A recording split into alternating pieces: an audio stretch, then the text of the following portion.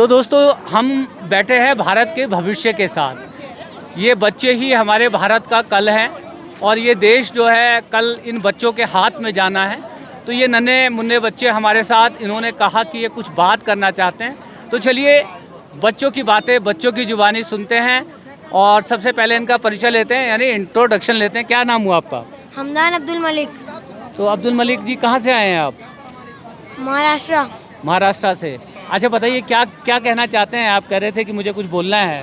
मैं यही कहूँगा कि जो न्यूज़ चैनल में बता रहे हैं कि सब झूठ है, एकदम खुले, सब अफवाह फैला रहे हैं और कुछ भी नहीं है यहाँ पर। आओ मस्ती करो और इसको एक बाप से नहीं डरते हैं। हाँ बोलो क्या बोल रहे थे? दुश्मन को बताओ कि हम कोई के बाप से नहीं डरते हैं, बिंदास आके यहाँ पे चिल करो। बिंदास यहाँ पे आके चिल करो, कहते हैं हम दुश्मन के किसी बाप से नहीं डरते हैं। तो ये नहीं डरेंगे। तो ये हिंदुस्तान है हमारा, एक माला की तरह जो है, विभिन्न राज्य हैं, इतने सारे राज्य, और उन राज्यों में हमारा खूबसूरत कश्मीर, जिसे हमारा दुश्मन देश चाहता है कि हम यहाँ पे डर के आना छोड़ दें। तो बच्चे कह रहे हैं हम नहीं डरेंगे किसी से। क्या कहते हैं? हम किसी के बाप और दादा से नहीं डरेंगे और यहाँ आके हम और घूमेंगे। बहुत अच्छा। तो कहते हैं कि हम यहाँ के किसी के बाप दादा से नहीं डरेंगे और आप हमें जितना डराओगे हम उतना ज़्यादा यहाँ पर आएंगे और चिल करेंगे। और पूरे भारत से क्या कहना चाहते हैं? और आना चाहिए और फ्लाइट कैंसिल ना करना चाहिए। कोई भी अपनी बुकिंग कैंसिल ना कराए। हाँ, कोई बुकिंग कैंसिल नहीं कराए और बिंदास आकर। हाँ, कश्मीरी लोग बहुत अच्छे हैं। कश्मीरी लोग बहुत अच्छे हैं। उन लोग का दिल बहुत अच्छा है। दिल बहुत अच्छा है।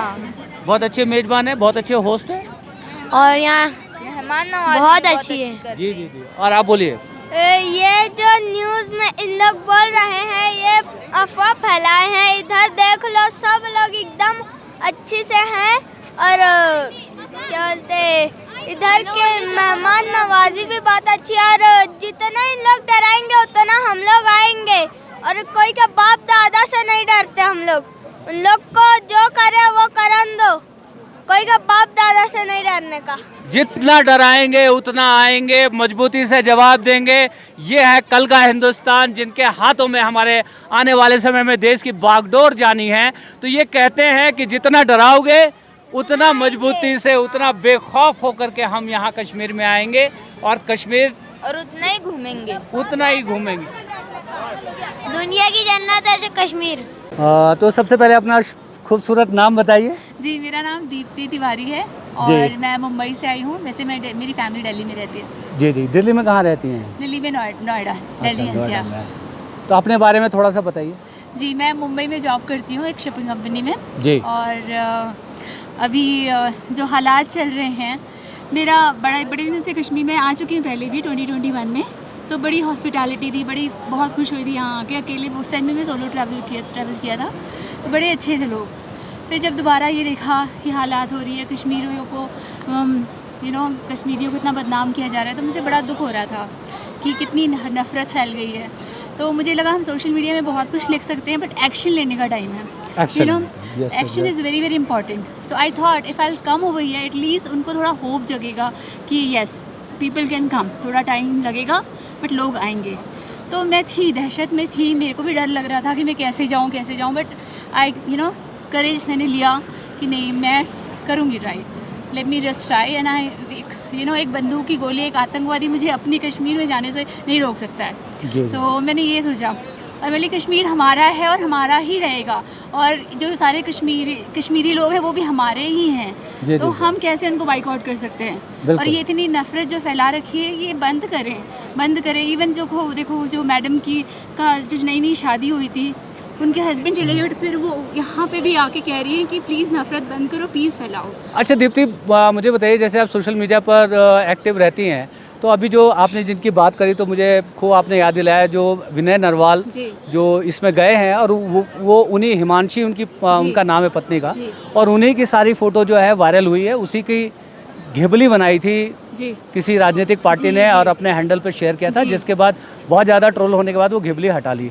तो जिस तरह से सोशल मीडिया पे एक नैरेटिव गढ़ने का सिलसिला चल रहा है, बहुत सब टाइम से हर चीज़ को हिंदू मुसलमान के चश्मे से देखा जा रहा है, तो आप किस तरह से देखती हैं? और मैं ख़ास तौर पे इसलिए आपसे जानना चाहता हूँ कि हिमांशी को जिस तरह से जो है ट्रोल आर्मी ने, IT सेल के लोगों ने भद्दी भद्दी गालियां दी हैं और न जाने क्या क्या कहा है ट्विटर के ऊपर, फेसबुक के ऊपर, आप इसको कैसे देखती हैं और वो जो ट्रोल्स हैं उनको आप क्या कहना चाहती हैं? सर ये तो इतनी शर्मनाक बात है, हमें तो इतनी तकलीफ़ हुई कि बेचारी की पूरी दुनिया उजड़ गई, उसे पूरे देशवासी, पूरे सबकी सपोर्ट की ज़रूरत है। वो इतनी बुरे दौर से गुजर रही है सिर्फ हमारी सिक्योरिटी लैब्स की वजह से, और हम जिम्मेदार हैं उसकी इस हालत के लिए जो है, और हम उनके लिए ना खड़े होकर उसको ट्रोल कर रहे हैं बिकॉज शी वांट्स पीस। वो एक पॉजिटिव मैसेज देने की कोशिश कर रही है सोसाइटी में, इतनी दर्द में होने के बावजूद भी। एंड स्टिल सी हमें जो लोग हैं, जो ट्रोल आर्मीज़ हैं, उनको किसी से कोई फ़र्क नहीं पड़ता। वो ह्यूमैनिटी वो छोड़ चुके हैं, वो बस नफ़रत में, उनको दिखाई नहीं देता है कि लोग किस तरह से नफ़रत की वजह से, ये जो कश्मीरी लोग कहीं कहीं जॉब कर रहे, वहाँ देहरादून से निकाल लिया गया उनको, और छोटी छोटी जगहों से स्टूडेंट्स को टॉर्चर कर रहे हैं। मतलब आप क्या कर रहे हो? इतनी नफ़रत फैला रखे हो यार। मतलब आप जो मेन इश्यूज़ हैं, बेरोज़गारी है, आप जो मेन क्या बोलते हैं, आपके पास इन्फ्लेशन है, प्राइस राइज है, इन्फ्लेशन है, इनमें आप बात नहीं करते हो, जॉबलेसनेस है, कारोबार की हालत ख़राब है। तो ये चीज़ों में आपको कोई नहीं है कि आप एक नया मुद्दा लेके आते हो, फिर उस पर लोगों को हेट फैलाते हो। अभी इशू क्या था? अभी आपको ये देखना चाहिए कि वो आतंकवादी आए कहाँ से, 2250 किलोमीटर अंदर आ गए, आपको पता नहीं चला। तो ये अभी इशू है, ये हमें जानने की ज़रूरत है। हमें ये नफ़रत फैलाने की ज़रूरत नहीं है, किसी से नफ़रत नहीं करने की ज़रूरत है। हर हिंदुस्तानी जो भी है, चाहे वो मुस्लिम है, क्रिश्चियन है, या सिख है, या जैन है, कोई भी समुदाय का है, वो एक इंडियन पहले है। हम भारतीय पहले हैं जी। मैं एक हिंदू लड़की हूँ और मैं कहती हूँ मैं हिंदू, मेरा धर्म बाद में आएगा, मैं एक पहले इंडियन हूँ, और इंडियन के लिए सबसे पहले बात है कि मैं इंडिया के लिए खड़ी रहूँगी, इसलिए मैं यहाँ पे आई हूँ। सर एक प्रश्न मैं और आपसे जो है मतलब पूछना चाहता हूँ। अभी मैंने मतलब ट्विटर के ऊपर एक पांचजन्य मैगज़ीन है, उसका जो एक मैंने ट्वीट पढ़ा था जिसमें लिखा था कश्मीर को लगा जोड़ का झटका। आपको नहीं लगता कि ये झटका पूरे भारत को लगा है, कश्मीर को? जी जी जी बिल्कुल सर, ये कश्मीर हमारा है भाई, भारत से अलग नहीं है, ये किसी दूसरी कंट्री का नहीं है, ये हमारी कंट्री है। और यदि इसमें थोड़ा सा भी आँच आता है, एक गोली भी चलती है, एक चाहे वो कोई भी समुदाय का इंसान पे तकलीफ़ होती है, we all are responsible for this. And पूरे इंडियन में एक घर में तकलीफ़ होनी चाहिए, कि सिर्फ कश्मीरियों की ये प्रॉब्लम नहीं है। तो दूसरा, इकोनॉमी के पॉइंट ऑफ व्यू से जैसे बताया गया कि 90% लोगों ने, टूरिस्ट ने अपनी बुकिंग कैंसिलेशन करवा दी, तो कहीं ना कहीं GST कलेक्शन को नुकसान होगा, हमारी पूरे भारत की इकोनॉमी को नुकसान होगा, क्योंकि जो टूर्स और ट्रैवल्स की कंपनी है वो तो अक्रॉस पैन इंडिया है, जो कश्मीर के लिए पैकेजेस बुक करती हैं। तो कहीं ना कहीं हम जो हमारा दुश्मन देश है उसके हम ट्रैप में कहीं फंसते हुए नज़र नहीं आ रहे। बिल्कुल बिल्कुल, यही तो चाहते थे वो, यही चाहते थे कि हम अंदर से टूटे, बिकॉज वो खोखले हैं। जी जी। जो दूसरा जो कंट्री है वो खोखला है, वो उसे अपने लोगों को तो रक्षा नहीं किया जा रहा है, वो दूसरी कंट्री में आके प्रॉब्लम्स क्रिएट कर रहे हैं। तो इनका कोई मुद्दा है कि ये आपस में ही लड़ रहे हैं, आपस में ही परेशानी क्रिएट कर लें, ताकि हमें इनको बम फेंकने की जरूरत ना पड़े, ये अपने ही नफरत में मर जाए। आपस में ही लड़ा करके इनको जो है इनके जो स्टोरी ऑफ डेवलपमेंट है उसको हम खत्म कर दें। जी, इंडिया इतना आगे जा रहा था, इतनी सोच में आगे है, हर जगह आप इंडियंस को टॉप पोस्ट में देखते हैं, माइक्रोसॉफ्ट में, गूगल में, इंडियंस ही टॉप में है। जी जी। तो फिर पीछे ढकेला जा रहा है इस तरह से। तो दीप्ति, आप सोलो ट्रैवलर हैं, और सोलो ट्रैवलर एक महिला के तौर पे, वुमेन के तौर पे जो है अपने आप में एक बहुत साहसिक काम है। तो रेस्ट ऑफ द इंडिया को आप क्या अपील करना चाहोगे कि कश्मीर आइए, और किस तरह से जो है हम कश्मीर में आके कश्मीरियों के साथ खड़े होकर कश्मीरियत को बचाने में अपनी भूमिका निभा सकते हैं? जी, मैं अभी श्रीनगर में सर 2-3 दिनों से थी। जब श्रीनगर में देखी मैंने, सारे शिकारा खाली पड़े हुए हैं, शॉल वाले, जो भी वहाँ के जो लोकल्स हैं, वो इतनी तकलीफ़ है, उन्हें अपने बच्चों को पढ़ाना है, उनके पेट भरना है। तो मैं ये चाहती हूँ, ये हम अभी आके यहाँ पे सपोर्ट नहीं करेंगे उनको, हम टूरिज़्म अपनी टिकट्स कैंसिल कर देंगे, हम यहाँ नहीं आएंगे, तो ये मर जाएंगे। जैसे अभी 26 लोगों की जान गई, 27 लोगों की जान गई है, ये पूरा कश्मीर मर जाएगा। और कश्मीर जन्नत है, इंडिया का सबसे ब्यूटीफुल पार्ट है। तो आप एक तरह से अपने आप को ही मार रहे हो। तो आप आइए यहाँ पे, आप उनको सपोर्ट कर, यहाँ पे पूरी सुरक्षा है, सारे आर्मी हर जगह, हर कोने कोने पे है। वो एक अनफॉर्चुनेट हो गया, बट आई एम श्योर कि हमारी आर्मी, हमारी सरकार इतनी जागरूक हो गई है कि they won't do it again.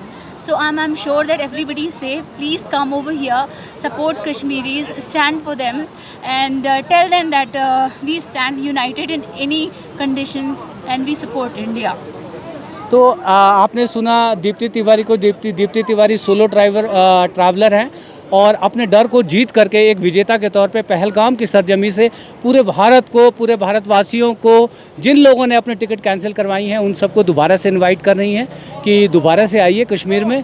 और वो 26 लोग गोली से मरे, यहाँ पे बहुत सारे लोग भूख से मर जाएंगे। तो अंतर्राष्ट्रीय कम्युनिटी में हमारा क्या नाम होगा, हम बदनाम होंगे। भारत अपनी डाइवर्सिटी, अपने वाइब्रेंट कल्चर के लिए जाना जाता है और भारत, जैसा मैंने बार बार आपको बताया, कि एक मोतियों की माला की तरह से है और इस माला में जो हमारे जितने राज्य हैं वो एक एक मोती हैं। तो कुछ दिन तो गुजारिए कश्मीर में। जी, धन्यवाद।